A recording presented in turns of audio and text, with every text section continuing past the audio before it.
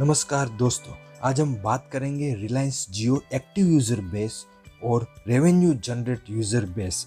इन दोनों का मतलब क्या होता है, इसका डिफरेंस क्या है और आगे आने वाले समय में जियो का प्राइस पे क्या इफेक्ट हो सकता है और उनकी कंपेरेबल कंपनी एयरटेल और वोडाफोन का भी शेयर मार्केट और इसका प्राइस जियो का बढ़ सकता है या नहीं, ये सब सारी बातें हम डिस्कस करेंगे आगे। उसके लिए आपको मेरे साथ अंत तक बना रहना पड़ेगा।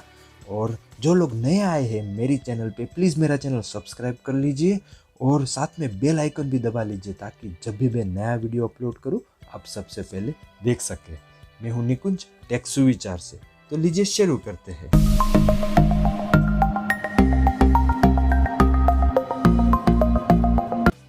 सबसे पहले तो देख लेते हैं revenue generate user base.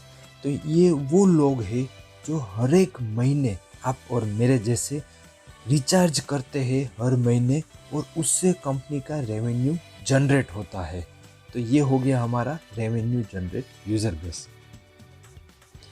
Active users, active user base, इसका मतलब कि ये है कि ये वो लोग हैं जो अपने मोबाइल सिम स्लॉट जो प्राइमरी है उसके अंदर जियो का सिम यूज़ करते हैं।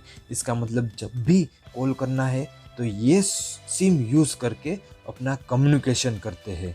तो ये जो प्राइमरी स्लॉट में जियो सिम जो यूज़ कर रहे हैं उसको एक्टिव यूज़र बोला जाता है।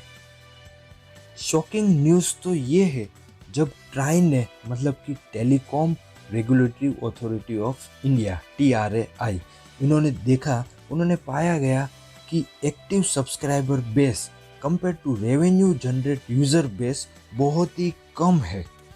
और दूसरा देखा गया है कि कोटक सिक्योरिटीज़, जी हाँ दोस्तों, कोटक सिक्योरिटीज़ ने एक सर्वे किया गया, उसके अंदर इनके एक्टिव सब्सक्राइबर बेस 397 मिलियन से और 87 मिलियन उनके नॉन एक्टिव यूज़र्स है।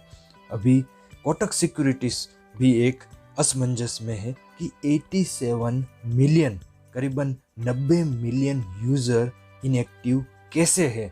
397 मिलियन यूज़र रेगुलरली जो इनके स्पेंडिंग मनी स्पेंड करके जियो को कमा के देते हैं, एक रेवेन्यू जनरेट करके देते हैं, उसके अंदर से 87 मिलियंस तो इनएक्टिव यूज़र्स है। इसका मतलब कि वो लोग मोबाइल तो यूज़ कर रहे हैं, सिम को रिचार्ज तो कर रहे हैं, पर लेकिन वो एक्टिव नहीं है।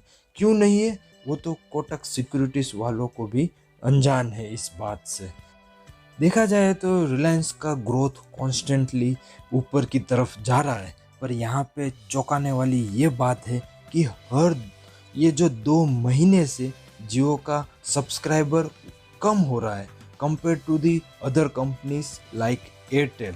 एयरटेल की जो ग्रोथ है, जो सब्सक्राइबर की ग्रोथ है वो बढ़ती जा रही है, और यहाँ पे 2 महीने से जियो के जो ग्राहक है वो छोड़ के एयरटेल में जा रहे हैं। सब्सक्राइबर इनके जियो के कम हो रहे हैं और एयरटेल के ज़्यादा हो रहे हैं। ऐसा क्यों हो रहा है? और यहाँ पे हमने देखा है कि आप सबको मालूम है 2-4-5 महीने पहले वोडाफोन और एयरटेल ने एक बहुत ही इम्पोर्टेंट प्लान लॉन्च किया था। इसके अंदर हर एक महीने आपको कंपलसरी एक छोटा सा अमाउंट रिचार्ज करना था।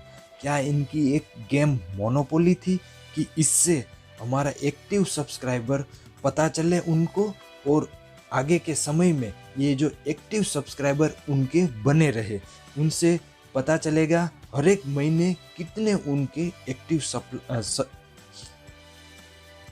इससे उनको पता चलेगा कि हर एक महीने इनके कितने एक्टिव सब्सक्राइबर है और ये सब्सक्राइबर उनको कितना रेवेन्यू जनरेट करके दे सकते हैं। तो ऐसा वोडाफोन और एयरटेल ने इम्पोर्टेंट प्लान लॉन्च किया था। हालांकि देखा जाए तो यहाँ पे जियो ने भी अभी फ़िलहाल पोस्टपेड प्लान ग्राहक को लुभाने के लिए बहुत ही बढ़िया नेटफ्लिक्स वगैरह दूसरी और लुभावनी स्कीम दे रही है और लोगों को पसंद भी आ रहे हैं। देखा जाए तो ट्राई फेस्ट कॉम्पिटिशन और डियो पॉली यहाँ पे वो लोग खेल रहे हैं। और यहाँ पे सामने वोडाफोन को AGR केस में बहुत फ़ायदा हो गया है। दूसरा, आगे वाला समय बताएगा कि ये कॉस्ट जियो में इंक्रीज़ हो सकता है या नहीं। पर लेकिन देखा जाए तो जियो की फाइबर सर्विस यहाँ पे उन्होंने जो लॉन्च किया है फाइबर सर्विस, फॉर एग्ज़ाम्पल देखा जाए तो अभी का भाव हम हर एक मंथ में 1500 रुपये होता है, वो बहुत ही ज़्यादा है compare to the broadband. Broadband में हर एक महीने अगर 500 रुपये का भी अगर आप मान लें तो सस्ता रहता है, बिजली का बिल ही 2000 आता है और यहाँ पे फाइबर का 1500 रुपये है। और कंपेयर किया जाए तो अभी जियो फाइबर की भी सर्विस महंगी है।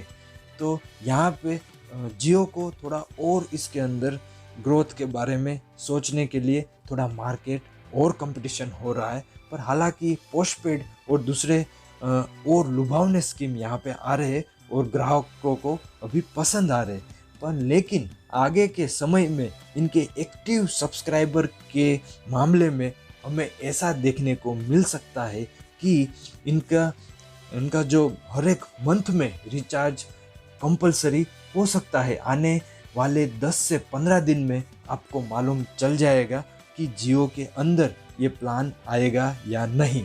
पर लेकिन मार्केट का ये पोजीशन देखते हुए लगता है जियो में ज़रूर ये प्लान आ सकता है और आप पे और हम सब पे ये एक कॉस्ट एडिशन हो सकता है। ये एक खर्चा और एक आने वाला है, पोस्टपेड हो या प्रीपेड हो।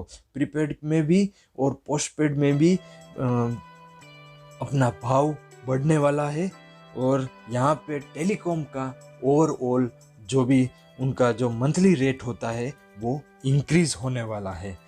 और महत्वपूर्ण कारण जो जियो का जो प्राइमरी स्लॉट में ये लोग यूज़ नहीं कर रहे वो हम एनालिसिस करें तो पता लगा सकते हैं कि इनका 3 महीने का सब्सक्रिप्शन होता है।